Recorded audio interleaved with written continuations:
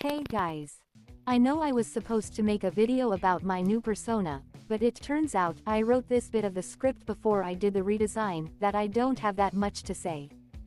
As I promised in my first video, this is going to be a channel about cartoons, so we're going to do a review of the Gaslight District. Right, now I'm going to talk about another, better-known title from this studio, The Amazing Digital Circus.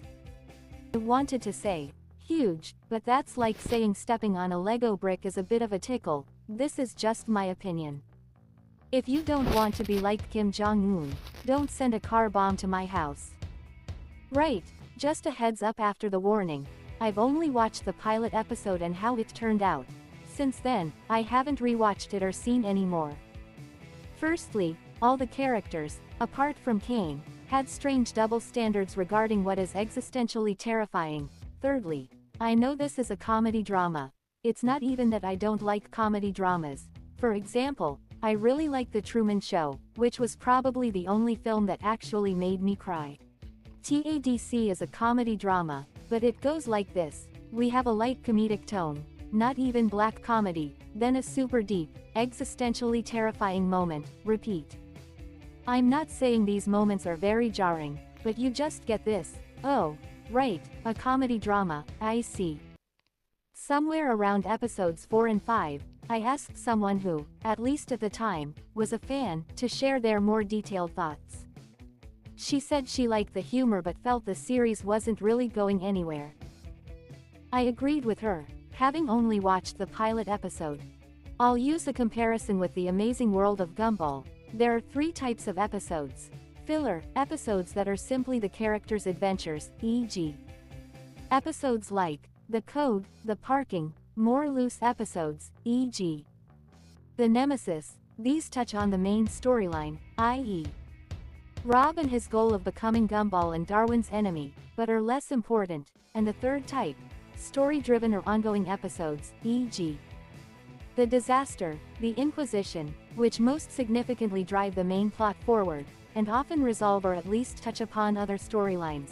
TADC tries to be everything in a single episode, which is simply chaotic. So, to sum up, brace yourselves for some fan backlash. The Amazing Digital Circus is a lackluster series, or at least that's the impression I got after watching the pilot episode. Getting back to TGD, I'll start by giving a brief summary of the plot. I'll try to keep it fairly neutral. By the way, there's one more thing. I wanted to read you the notes I jotted down whilst watching it live. I didn't know anything about the plot back then, but I think they're a bit too crude. First, we learn from the narrator's exposition about a world following the end of the world, in the biblical sense of the end of the world, where humanity has entered a golden age, rendering them immortal. There's also a faction, I suppose I can call them the worst of the worst. We learn that, well, they don't say his name, but it's him they're talking about. Jesus is to be reborn from an egg, which will destroy the eponymous district. The main characters are a mafia family. Incidentally, I've just realized their surname wasn't given. The main character, Mel, and her brother, Breadhead, Father Ken and Uncle Mud, they also run a pub, that one. Whenever I watch something, I always notice the odd details because I think they're significant. On Mel's initiative, they plan to steal an angel's egg and smash it in front of the whole neighborhood, as this will rule out the possibility that Mel is Jesus. In the end, when they manage to steal the egg, by the way, I called that guard, the hipster, in my notes, an angel hatches from it, and that's how the pilot episode ends. Right, the review bit. I didn't know anything about the plot, but I read a spoiler-free review on IMDb. Interestingly, when I checked IMDb at the time, the lowest rating was 4/10. Someone wrote that the plot moves very quickly, and also that they're neurodivergent, and that bothers them more. When I watched it, I immediately recalled those reviews in my mind. The plot does move very quickly, almost as if there isn't that much actual content. Well, the pilot's 26 minutes long, and I've summarized it in such a short space. I mean, okay, I suppose you'll say now that the whole of the book's Middle-earth can be summarized in 25 minutes, but still. I'm contradicting myself a bit here. I've skipped over the storyline about Mel's relationship with her father Ken. Sorry, but it amuses me because it reminds me of Barbie's boyfriend. They are a mafia family, but Mel is not seen as part of their criminal enterprise. Well, Mel doesn't like that, which is also why she organized the whole mission. That's actually very clever of the writers. Mel grew up in a place where the worst of the worst live. Her family were professional murderers, so it's obvious that for her this isn't something unambiguously bad, but actually quite cool. I'm sure that when you were children, you really wanted to do what your parents or siblings did. I was like that with vacuuming. Even at the end, when Mel is delighted to finally be a member of the mafia, Ken, holding her as she's overcome with euphoria, says, "No, you're not," with concern, which shows that it's not that he considers her incapable, but that he himself realizes what he's doing is wrong and doesn't want that for his daughter. And I suppose, I'm just adding this myself, that he thinks it's already too late for his brother, or rather, Uncle Mudd and his son Breadhead. That was the thread I liked best, but that doesn't mean it's flawless. First of all, I have a problem. Ken often shouts and is quite aggressive in his choice of words. I fully understand that anyone in his situation would lose their temper, but he's still not as likable as he should be, and I wish he could just back off and calm down. Secondly, that ridiculous scene. Anyone who finds out that Mel is actually Jesus is cemented in place. Mel holds a grudge against his father over it, but at the same time, when we're shown someone else being subjected to it, she sings a song about cement with the others. Like, when I watched it for the first time and saw that scene where Mel was lashing out, I was a total mindfuck. Another thing is humor. Okay, humor is very subjective. I mean, this whole review, and other reviews, are subjective, but you know what I mean. What bothered me was that we have these scenes set in, I think it's heaven, which, by the way, is the most atmospheric place in the whole pilot. But getting back to it, we've got quite a dramatic action scene, and it has to be interrupted by Ken eating a brain, because, you know, not for kids. I'll just say that I watched it dubbed. There was probably only one swear word, or at least one that sounded unnatural, which is a plus because, for example, in *Helliverse, I mean, I haven't seen much of it, but I've always seen bits and pieces. Well, the characters swear a lot there, and we have a similar setting in both cases, and for me, who is unfortunately quite a foul-mouthed person in real life, it was jarring. I don't have a particularly sophisticated sense of humor either, but I still find these scenes of brutality that interrupt the rest of the show almost performative. I'm sure you'll point out that it's just the show's style, but there is such a thing as going too far.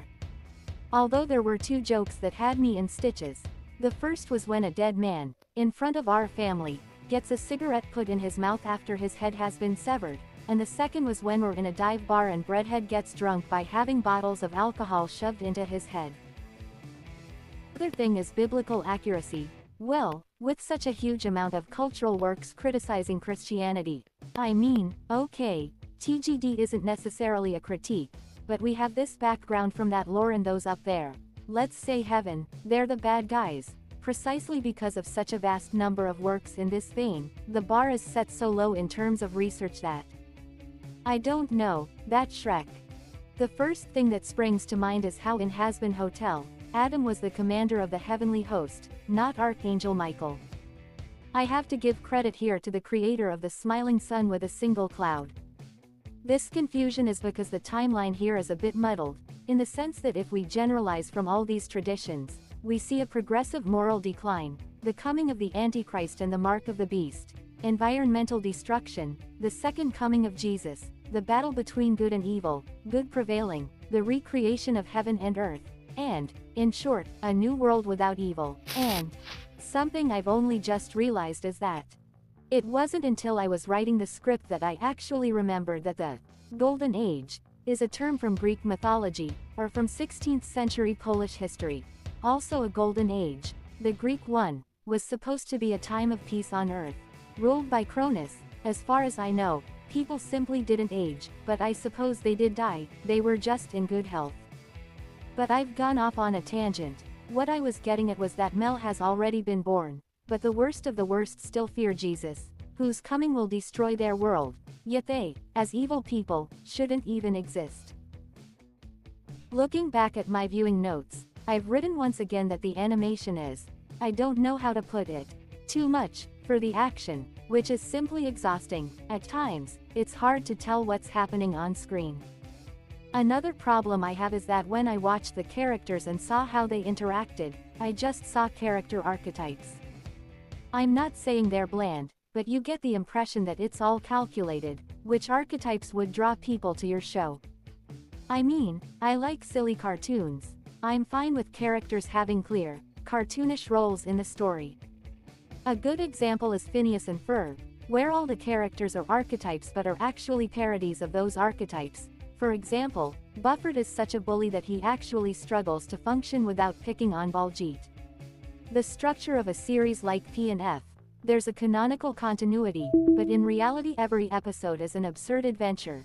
You know, they're archetypal children's characters in situations no child has ever found themselves in.